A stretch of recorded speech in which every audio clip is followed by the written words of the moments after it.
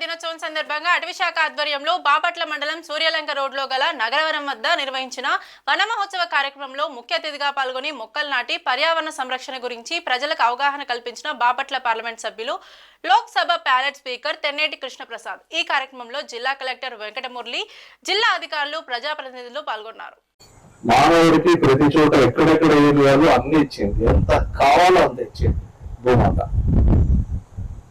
కానీ మానవుడి యొక్క స్వార్థము చాలా పెరిగిపోయి ఎక్కడైతే చెట్లు ఉండాలో చెట్లు నరుక్కుంటూ, ఇల్లు కట్టుకుంటూ, రోడ్లు వేసుకుంటూ,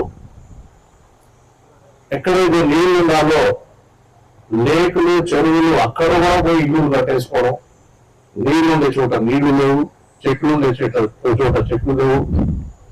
ఫాసిల్ ఫ్యూల్ అంటారు, భూగర్భంలో ఉన్న అది మూడవ భరించు. పాపం తల్లి, భూమాత తల్లి ఇన్ని సంవత్సరాలు, 8 దశాబ్దాల్లో భరించింది. ఇప్పుడు ఫైనల్ గా మనకు కూడా మన వాటా మనకు వచ్చింది.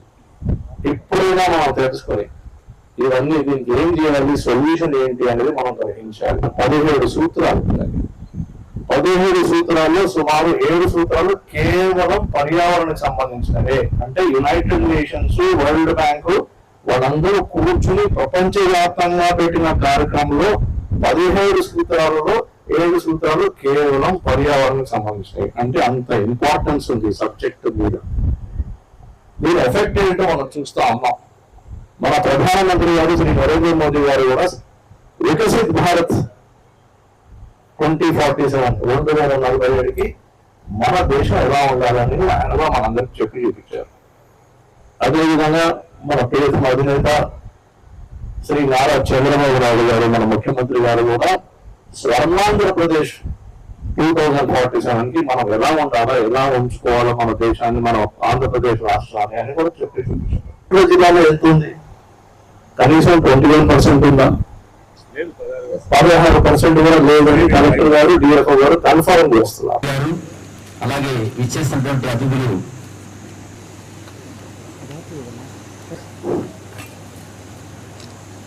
దినోత్సవానికి సంబంధించినటువంటి పోస్టర్ ని కుమార్ గారు జ్ఞాపకతో వారిని సత్కరిస్తూ ఉన్నారు.